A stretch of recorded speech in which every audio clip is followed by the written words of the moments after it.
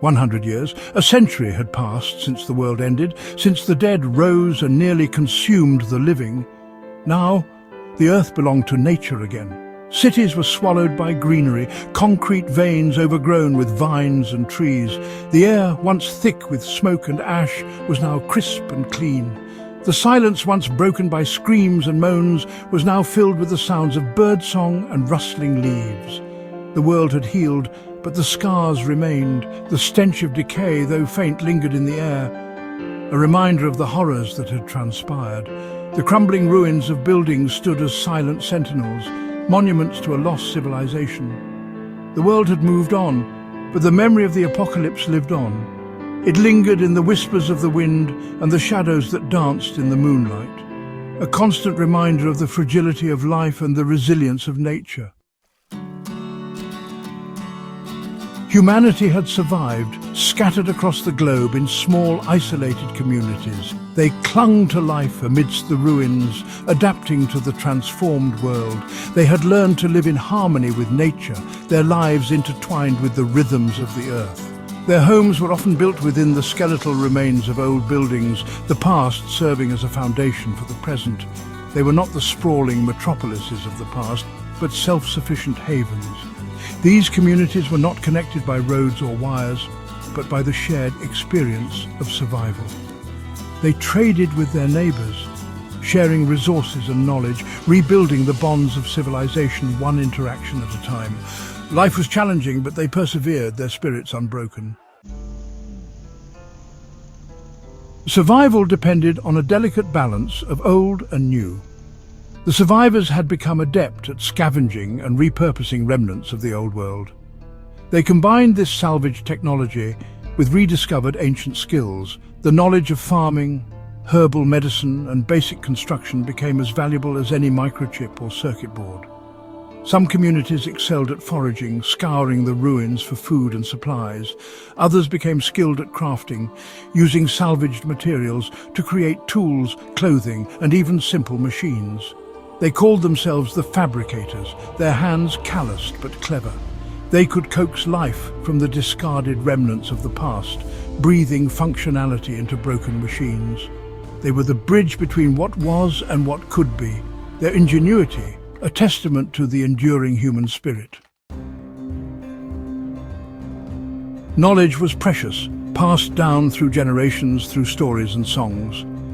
Elders, their faces etched with the memories of the past, were revered as living libraries.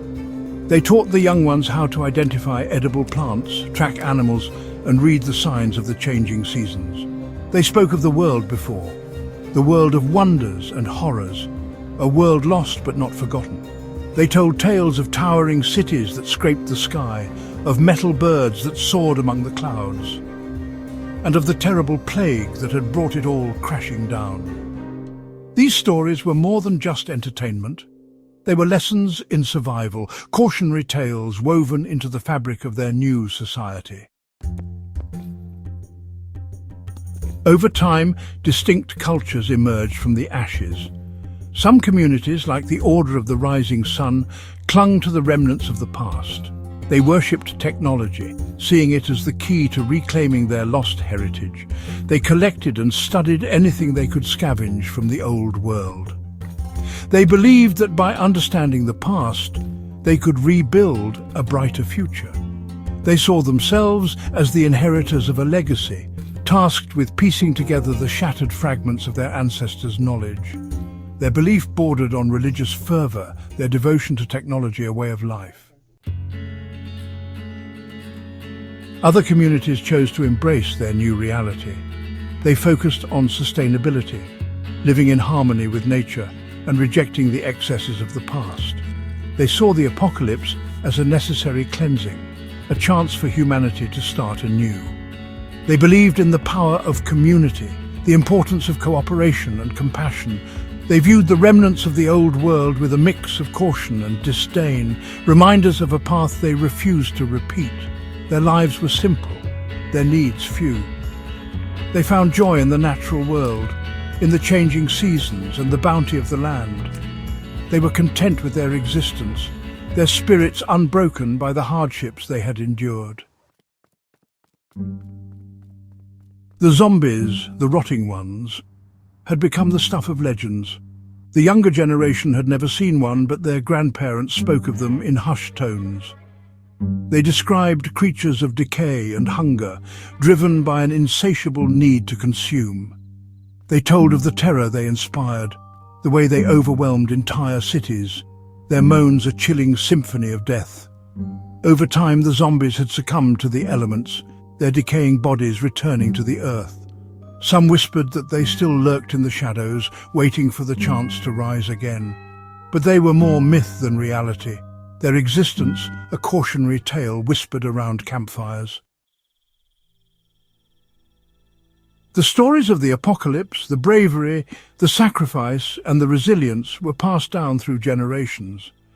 They spoke of ordinary people who had performed extraordinary acts of courage. They told of doctors who had worked tirelessly to find a cure, of soldiers who had fought bravely against overwhelming odds, and of ordinary people who had risked their lives to save strangers. These stories served as a reminder of the strength of the human spirit, of their capacity for love, compassion, and selflessness. They were a testament to the enduring power of hope, even in the face of unimaginable darkness. They taught the importance of community, of working together to overcome adversity.